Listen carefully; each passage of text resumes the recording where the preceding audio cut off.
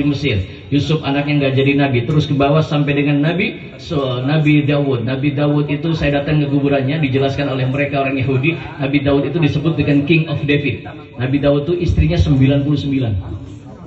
Yang paling banyak lagi anaknya Nabi Daud, namanya disebut dengan King of Solomon. Nabi Sulaiman disebut dengan Raja Salomon, disebut dengan King of Solomon. Itu istrinya 700 hadirin. Istrinya 700. Hebatnya semalam mampu digilir semua. Nggak tahu minum jamunya di mana itu. Terus ke bawah sampai dengan ke Nabi Zakaria. Nabi Zakaria punya anak jadi nabi namanya Nabi Yahya. Nabi Zakaria punya sepupu namanya Imran, menikah dengan seorang wanita namanya Hana, wanita tua yang mandul. Imran gak punya anak, minta kepada Allah, dijelaskan mintanya Imran, inni nazartu laka ma fi batni muharraran fataqabbal minni. Imran dan Hana orang tua yang mandul, orang mandul tua mandul, kira-kira bisa nggak punya anak? Kira-kira aja bisa nggak punya anak? Nggak bisa. Tapi Imran yakin tidak ada hal yang tidak mungkin bagi Allah. Semua bisa terjadi. Tidak ada yang tidak mungkin bagi Allah. Janji, ya Allah, kalau aku punya anak, aku janji anak aku akan aku jadikan sebagai muharrar. Muharrar itu orang yang tukang ngurusin masjid. Begitu lahir ternyata ini wada'tuha unsa. Bagaimana ya Allah, aku lahir anaknya perempuan. Biasanya di marbot masjid itu laki-laki apa perempuan? Laki-laki, ini perempuan. Kata Allah, dijawab walaysa dzakaru kal unsa. Beda perempuan, beda laki-laki. Allah punya mau nih. Dijadikan marbot. Ini hukum, hukum mas, ini hukum nih. Boleh marbot masjid itu perempuan. Ini hukum nih. Jadi perempuan tuh boleh jadi marbot masjid, boleh jadi bidan, boleh jadi dokter, boleh jadi apa saja boleh. Yang kagak boleh cuma satu, apa? Ngelawan sama suami. Nah itu selesai tuh. yang nggak boleh cuma satu. Dijadikan marbot masjid, dibuatkan sebuah mihrab. Kullama dakhala 'alaiha Zakaria al-mihrab wajada 'indaha rizqa. Ketika Nabi Zakaria masuk ke dalam mihrabnya Maryam, Nabi Zakaria menemukan di dalam mihrabnya Maryam, kaget karena banyak makanan-makanan. Itu ada pisang, anggur, jangan dianggurin, Pak, apa Bapak? Dimakan. Ada buah-buahan. Nabi Zakaria berkata bahasa Qur'annya, qala anna laki hada. Maryam, kau dapat ini dari mana? Maryam menjawab, qalat huwa min indillah. Ini dari sisi Allah. Allah kalau sudah berkehendak memberikan rezeki kepada siapa saja, Allah mau memberikan rezeki kepada siapa tanpa perhitungan.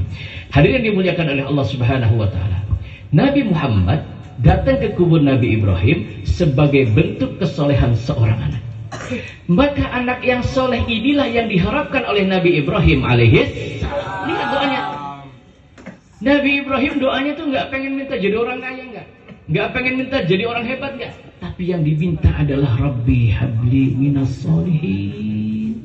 Ya Allah, jadikanlah anak keturunan kami, cucu kami, buyut kami menjadi anak-anak yang soleh. Kenapa?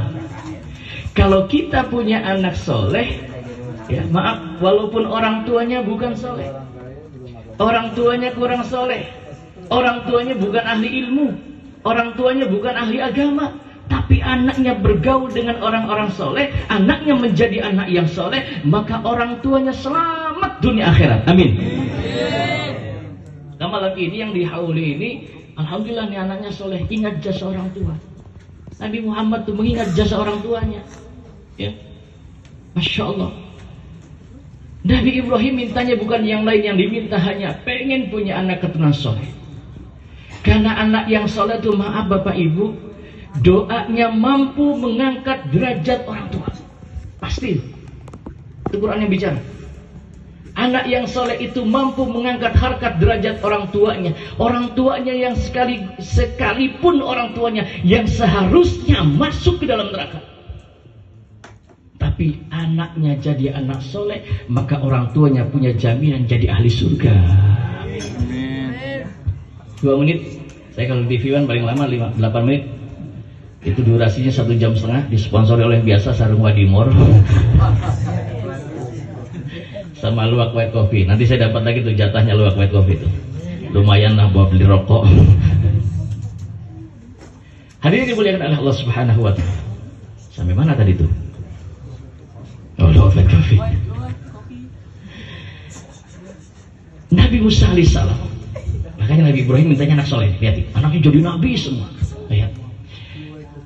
Nabi Musa alaihissalam dalam kisah Nabi Musa diperintah oleh Allah untuk mencari Nabi Khidir.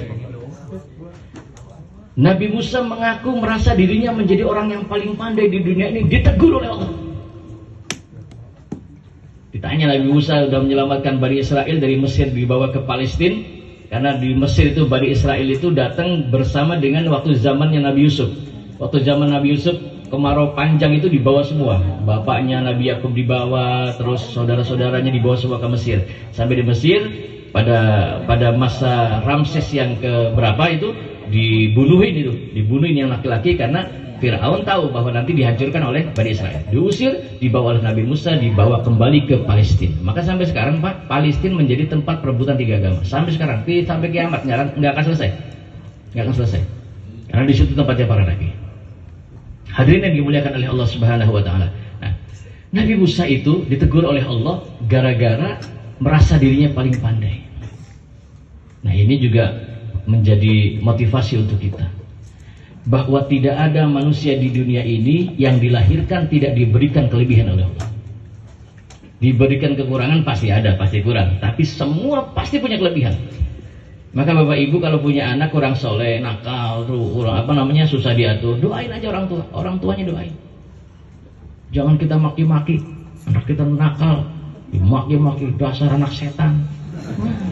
Anak setan emaknya apaan?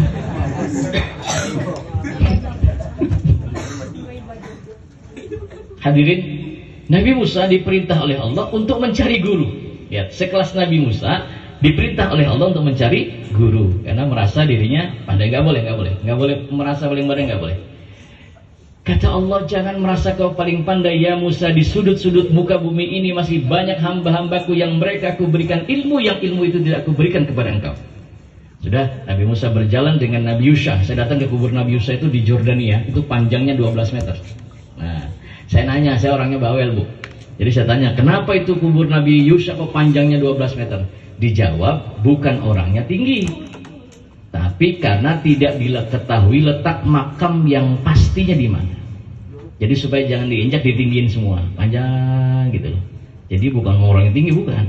Jadi untuk memuliakan jasadnya Nabi supaya tidak diinjak, jadi dipanjangin. Itu alasannya. Nah, saya diwawancara oleh Trans 7 di acara uka-uka. Ada makam yang panjangnya 10 atau 12 meter di Tangerang, itu saya diwawancara. Saya jawab itu ada. Jadi untuk memuliakan tidak diketahui letak jasad aslinya mana, maka dipanjangkan kuburnya. Hadirin, nanti nggak sampai waktu kita. Nabi Musa alaihissalam berjalan dengan Nabi Yusha. Di tengah jalan, Nabi Musa melewati sebuah kuburan. Begitu melewati sebuah kuburan, Nabi Musa alaihissalam mendengar, karena para nabi itu bisa mendengar apa yang terjadi di dalam kubur. Mendengar di dalam kubur ada suara orang yang sedang menangis, yang sedang disiksa, yang sedang diadab oleh Allah. Nabi Musa tanya, Yusha dengar? Iya Musa. Udahlah, kita lanjut aja cari Nabi Khidir. Udah ketemu Nabi Khidir, sudah berguru sama Nabi Khidir. Ada firaqu baini wa bainik sa'unabbiuka bi ta'wili ma lam tastati' alaihi sabra, dalam surah Al-Kahfi. Berpisah Nabi Musa karena bertanya 3 hal. Karena Nabi Khidir itu menghancurkan kapal, lalu membunuh anak kecil yang tidak bersalah, lalu membangun rumah yang di bawahnya ada hartanya anak yatim. Itu panjang lagi tuh nanti yang selesai. Bisa subuh kita di sini.